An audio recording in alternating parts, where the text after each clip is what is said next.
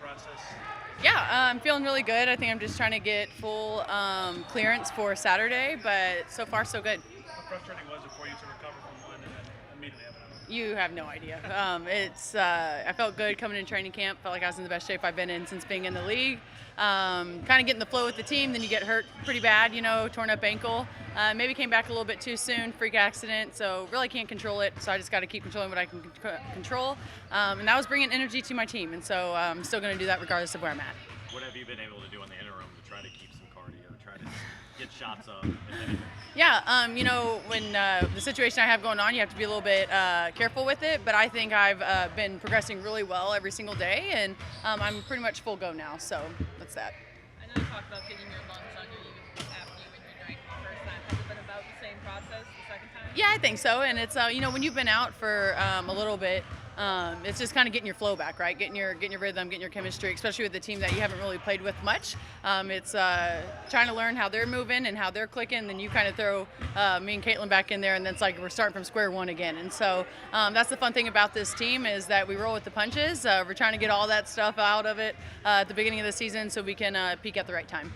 When you're a team with championship aspirations anyway, when you see the other occupants of this building literally playing for Yeah. a year, how much more inspiration is that? How much more does that sort of fuel the fire to get to that level yourself? Yeah, I mean, it's been amazing watching the Pacers. They're so much fun to watch. I think we resemble their team quite a bit in the way we're trying to move the ball and the way we're trying to play.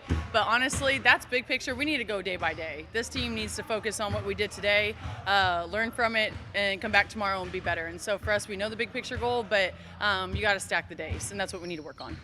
Say full go. Do you think you'll be able to play Saturday? I think I've been ready to go since it happened. But again, I'm not a doctor, so it's really up to them. What's been your impressions of Sophie Cunningham as both a point guard and a teammate? Yeah, I think as a teammate, she's such a locker room person that you want. Every team needs someone like Sid. She's funny, she's ruthless. Don't get me wrong, she's weird as hell, but we love her. But I think as a teammate, or a player on the court, she's been on championship teams. She knows how it works. She knows the little details that matter every single day. And so just to kind of have her voice and her leading by example is huge for us. What kind of perspective have you been able to get, kind of being on the bench and seeing, Sophie Cunningham work? Yeah, I mean, when you're sitting out, you just kind of see everything, right? You see things we need to work on. You see things that we're doing really, really well. Sometimes it's frustrating because it's always frustrating actually. You want to be out there with them. You want to help them as much as you can. But I think you have to find the positive in everything. And so when you go through an injury like this, it can be hard on the mental because one day you're ready, the next day it's swollen and you can't go. And so it's preparing me just to stay ready. And that's what this league's all about is staying ready. This team's had such a disruptive first month. Yeah. Players in and out, coach in and out. What have you guys tried to do to navigate that while you're trying to understand each other in the meantime? Yeah, I mean, threat versus opportunity, right? And so if you look at it as a threat, you could say that there's a lot of weird things happening. We can't catch our rhythm, all that. But what a great opportunity for us if something happens down the road. We're ready for it because we've already seen it. And so that's kind of what I mean by staying ready. You don't know what the day is going to bring. And so from top to bottom, when I say top, that's coaches, that's front office to the bottom. We all got to be ready and be prepared for what's going to be thrown at us.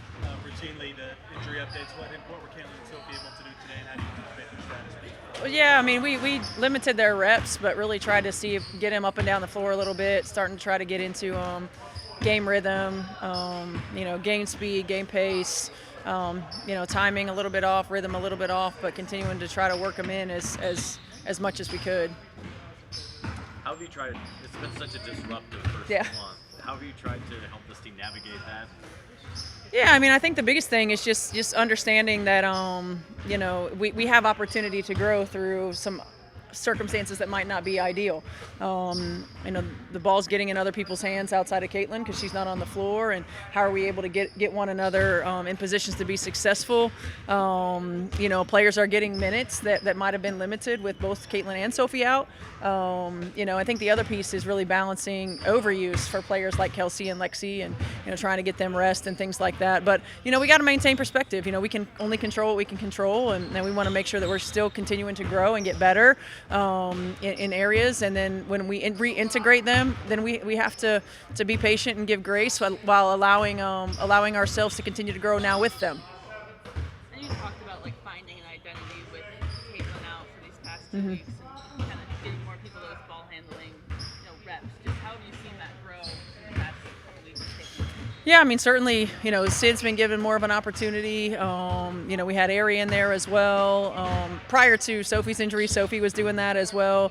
Lexi's had to. So, I think when you get in situations where teams make it a point to try to take Caitlin out of handling the ball, now we've got other players who have experience doing that. So the first time they're doing it is not necessarily, in game in the latter part of the season. So for us, I think other players are getting comfortable in that role. Now it's not always looked pretty. We haven't always gotten the high percentage shots you get with Caitlin on the floor. I mean, that's part of just Caitlin being a generational player, is the way that she not only scores it, but makes everybody else better.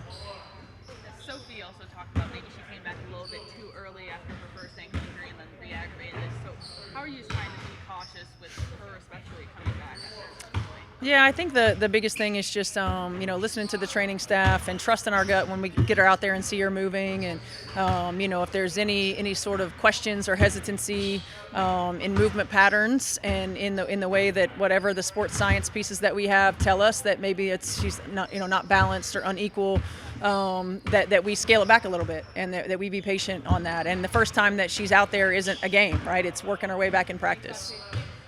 This energy in town right now. Yeah. Helpful. Oh, it's incredible. It's incredible. I mean, it's as someone who grew up in the state of Indiana, and as the saying goes, right? This is Indiana, and so the energy is incredible. It's such a fun time to be in the city. Yes, I was here the last time the Pacers were in the finals back in 2000. I remember being in the building and just feeling that energy, and it's exciting. There's no better place, the epicenter of basketball in Indiana and in Indianapolis. It's not like a team with championship aspirations needs more Right. motivation. But can actually seeing it in your building, seeing what this pomp and circumstance looks like, it has to plant a seed. Oh, I'm sure.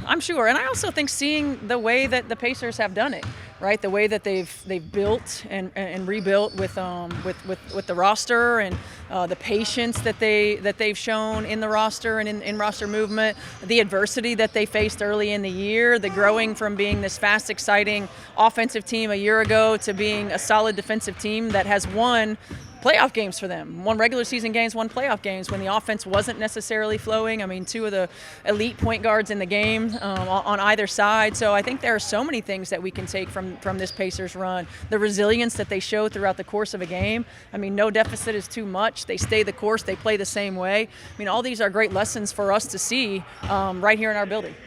Some of the specific table setting skills about Sydney Colson that made it attractive to you guys in the free agency? Well, I think first and foremost, being a part of championship teams. Championship team in college, championship team in the W, playing a lot of different roles. I mean, one of the most impressive things to me will always be that Sydney had a number of DNPs. Heading into the finals the year that Chelsea Gray gets hurt, she has to start, she has to play, and lead them to a championship. Having a player that's a pro like that, having a player who understands the moment, who's great. On the bench, who's great in a locker room, and who stays ready when her number's called is important. It's not just important to have it on the floor, it's important to have it in our locker room so that our young players can see this is what being a professional means. This is what it's like. Do you see that leadership come naturally to her? Do you encourage her to say anything to anybody? How does that? No, I think early just encouraging her and allowing her to embrace that role.